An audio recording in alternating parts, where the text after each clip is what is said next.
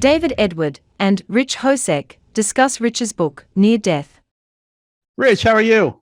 I'm great. How are you doing today? I'm doing really good, and I'm trying not to exhibit any of my fanboy hero worship because I'm actually talking to a person who wrote one of the episodes for one of the old Star Trek series, the good Star Trek series, Voyager. Is that right? Do I have the right person who did that? That's it. Yes, right. Myself and my writing partner Arnold Rudnick got the opportunity to write an episode for them, write a story, and it's one of those things. It's like you're immortalized instantly because when people Google you, they'll see your name listed under Star Trek links all over the place. Yeah.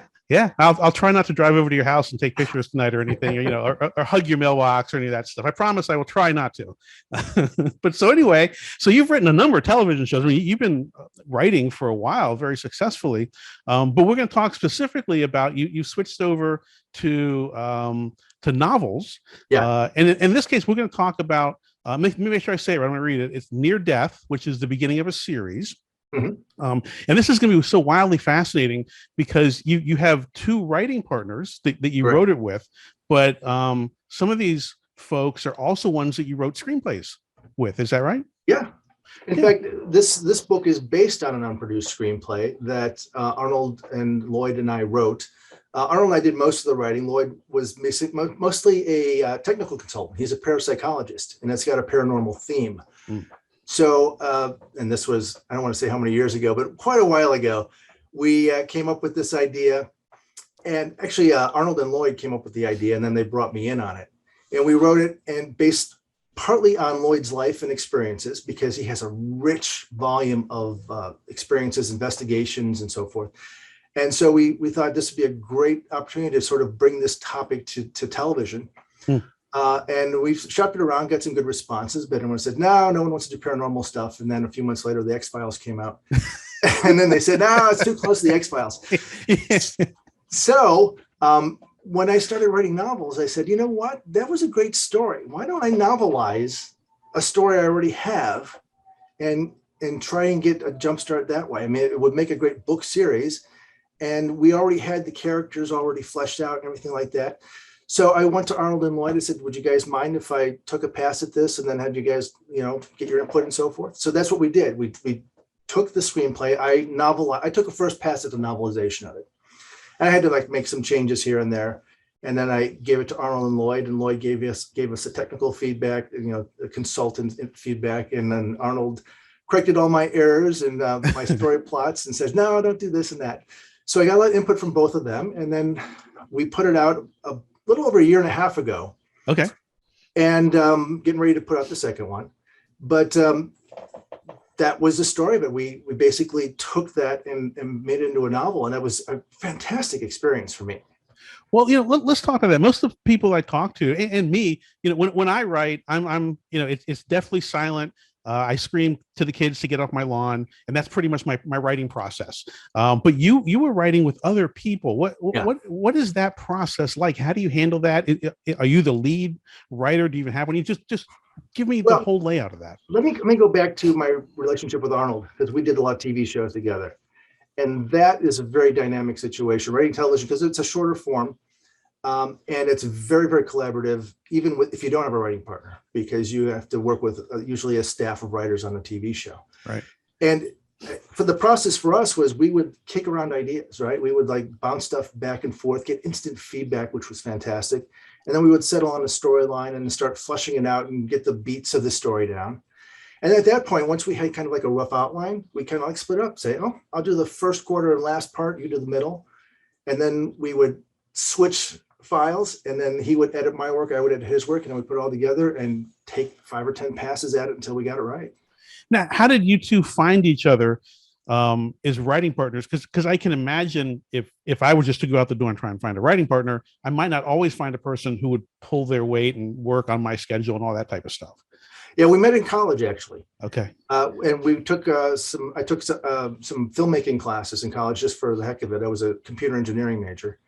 And he was in the class, and he asked me to be the DP for his film, and then he worked on my film, and we became friends. And he was going to move out to Hollywood. That was his thing. I was going to be computer engineer of some sort. And but I was always interested in writing. I'd been writing like, you know, science fiction stories and stuff like that, and sending them out the old-fashioned way through the mail. And and he moved out to California and said, "Listen, just come on out and do it. You know you want to do it." So a little bit after that, I packed up my stuff, moved out to California, slept on his couch for a month until I found my own place and got a job. And was fortunate enough to, you know, get a job on the Paramount lot, which was, if you want to be a Star Trek geek, Yeah. I've been on the set of Next Generation. That's cool. People would come out to visit, and if you go there during lunchtime when they're on break, nobody's there. Oh, wow. And so we would sneak around and sit in the captain's chair and all that kind of stuff. And then he and I were writing separately. And then he had been using a lot of writing partners, including Lloyd Auerbach. And eventually he just says, "You want to write something together?" I said, "Okay, I'll give it a try." Because I had been reluctant. Because I was like you, I was like, it's in my head. I know what I need to write. But when we paired up, it really sort of blossomed.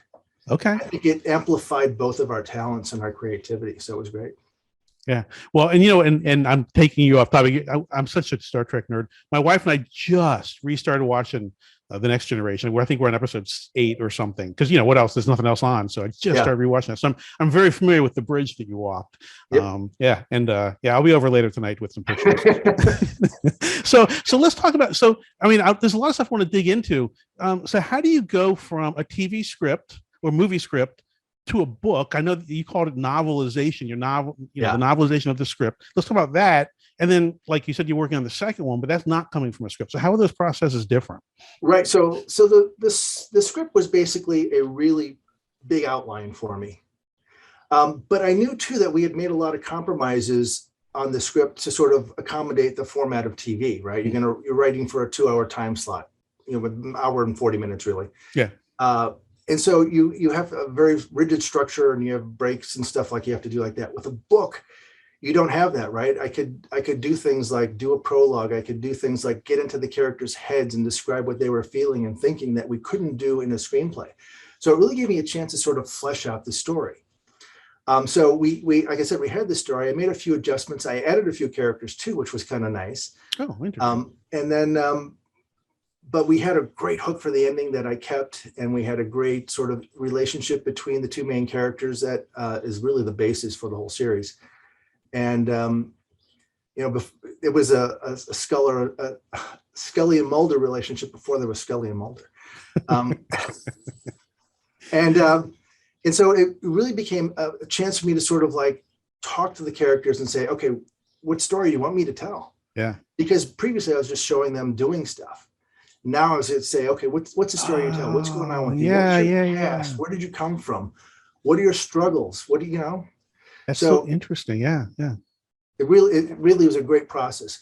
Now, the second book, since we didn't have a screenplay to start with, Arnold and I just kind of sat down, and I had an idea I wanted to base it on. There was a story that Lloyd Auerbach had investigated about a kid who was talking to a ghost woman, a woman who was a ghost, who he could only see and hear her.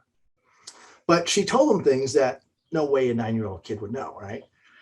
And he tells in one of his books a story about how he and a group of his co-workers were driving to the family's house to interview the boy.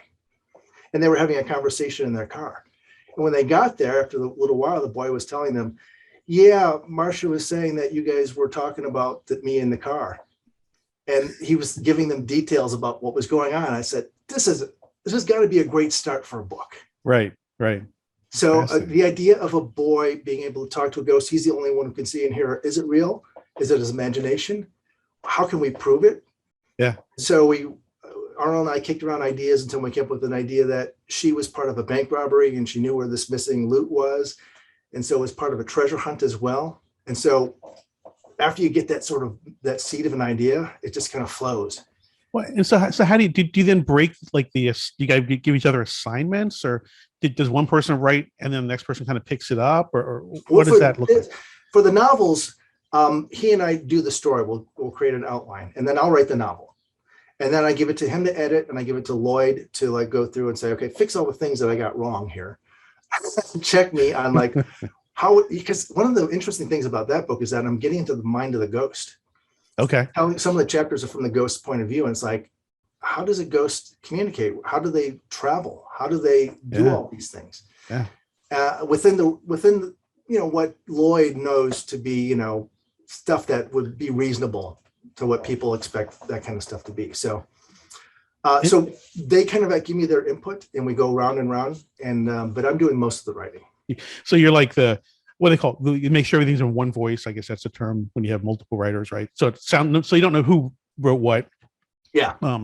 And then do you guys write on a word count or a schedule, or what I mean? Like if I was writing with you, and Dave, you're doing chapters 3 and 4, and you don't hear from me for a month because I'm so unreliable. What happens? Is that how you do it? Or that's the tough part. So it's like it's more like I've got a goal of like I want to get this done in 6 months, and so I'll have a draft for you guys in 5 or 6 months. Then I'll give you a month to read through it, make your notes, give it back to me, give you another month or so to get it back to you. One more pass through our beta readers, and then we'll really put the polish edit on it. Interesting. All right. Well, when is this second book going to come out? I expect it's going to be coming out in August. Interesting. Yeah. Now, so the medium of writing a novel is different than a television show. For a television show, there's a premiere, and you pretty much find out what everyone thought the next day.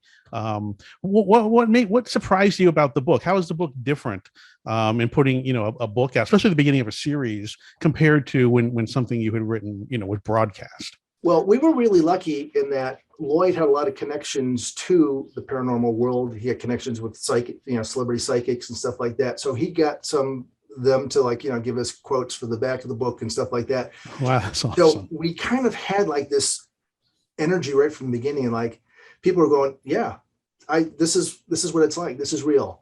This is the kind of thing I would watch. And the other kind of comment we got from people who weren't really involved with that goes, this feels like a TV show. I want to watch this. Yeah. And so that was the thing that I was most proud of, that we were able to convey its origin as a television show and create a sort of a cinematic experience for the reader. Well, that's a very positive comment too, because we all watch TV. As far as I know, everyone watches TV, but so we're very comfortable with that format. So if a book is like a TV show, that just means it was very easy for them to get into, and it's very inviting. And it probably means they finished it, which is always good. Yeah. So you're a professional in the industry. What advice would you have for someone who's sitting there and they think they've got a book in their head, maybe? And they're trying to figure out, I usually ask people, there's the day before you're writing the book and the day after, but what advice do you have for someone to get to the day of, when they start writing it? Yeah. It really just comes down to a writer writes. You got to do it every day. Even if you're not writing on your project, write something else, right? Write blog posts, write a tweet, write something creative so that you're always in that frame of mind. One of the things that I do is in between novels, I try to write a short story a week. Oh, wow. And that's then, a lot of writing. Yeah. About 3,000 word short stories. Are not that. Okay. I was thinking 10 for some reason. No. Okay. About 3,000. And then I'll record them and I'll put them on my podcast, just as sort of like a way to sort of keep connected to my writers while I'm in that process. But even if you don't do that, even if you just write the story just for yourself, or you're working on a longer, I don't know, you're probably the same way. I've got a whole bunch of projects in the works at any given time, right? Right. I've got like 3 or 4 books I'm working on, and I've always got like 3 or 4 short story ideas I'm spinning my wheels on too. So having something to work on, being in that creative mode every day, I think that's the best advice you can have, because you got to practice. I would agree completely. I when I started this, I wasn't a writer. I didn't know what I was doing. I have become so that I write every day. And it's just part of who I am now. And it's not long. I mean, half an hour to 2 hours, depending on, I gotta earn a living and do all the other stuff too, right? I've got a full-time job, and then I have another part-time job. And fortunately, my son just graduated from high school, so that's not going to take up that much time. But even then, I still find that those minutes a day, sometimes hours, where I can write something. Yeah. And when I'm right now in the process of doing a rewrite on the novel, that I think that's a little bit easier, because then I've got something. Okay, I've got a goal. If I can rewrite 100 pages a day, I've got that. Right. But when you're creating, I think it's a little bit harder. Yeah, it can be. It just depends, right? It depends on whether you fall into it and it just flows, or whether you're like, why on earth did I have him drive out to the middle of the pier? Like, I don't know what to do. That's the point, to put it aside and work on something else. That's exactly right. Let your subconscious works for you, right? And then you come back to it, and you have the ideas. So, all right, look, Rich, it's an honor, honestly, an honor to speak to you. You're not wearing your Star Trek shirt, but I maybe next time we talk, you can put the episode shirt back on. You showed me. You want to hold it up again? You showed me the video, because I just think. I'm being a total fanboy. I just wanted to get it on the podcast. Yeah. So this is it, the episode, Star Trek Voyager, episode 19, Twisted. I think it was in season 2. That's so awesome. And that is so cool. It's what they called a bottle show. We had just a quick story about this. Yeah. So we were pitching ideas to Star Trek. Arnold we were working on the lot for a producer, and so he knew them, and they were in the same building. And so he got us in the door, and we were pitching stories, and they would say, "That's great. But we don't do this kind of story," and then we would see it on the show like the next month. Yeah. Yeah. And then we got sort of an inside scoop that they were looking for bottle shows, which are shows that don't have any outside sets or outside characters, right? Yes. Low budget to sort of recoup some costs. Mm-hmm. And so we came in with a boatload of bottle show pitches, and they said, "Oh, we like that one." That's so awesome. Because it's the high level pitch for this is the existential episode of Star Trek. Okay. And I'll leave it at that. If you watch it, you'll understand what I mean by that. I'm going to go watch it tonight. Now, you don't still get residuals if I watch it, do you? I do. That's awesome. Although it's like I actually posted on my Twitter feed a check I got it wasn't for this show, it was for another one that I got for 1 penny. Yeah, I know. That's the famous Seinfeld episode or something. You get the 2 cents. Yeah. No, but I still get a few bucks from Star Trek here and there now and then. Oh, that's awesome. As they open up new streaming stuff, I think, now that's going to be on Paramount Plus, we'll probably get a new residual for that. Yeah, absolutely. All right, Rich, well, look, my best. Let me know when you finish the next book, and we'll talk about it. I really enjoyed our conversation. Fantastic. Nice to meet you, Dave. And nice to meet you. Talk to you. Bye. Bye. Thank you for watching. Please consider hitting the subscribe button.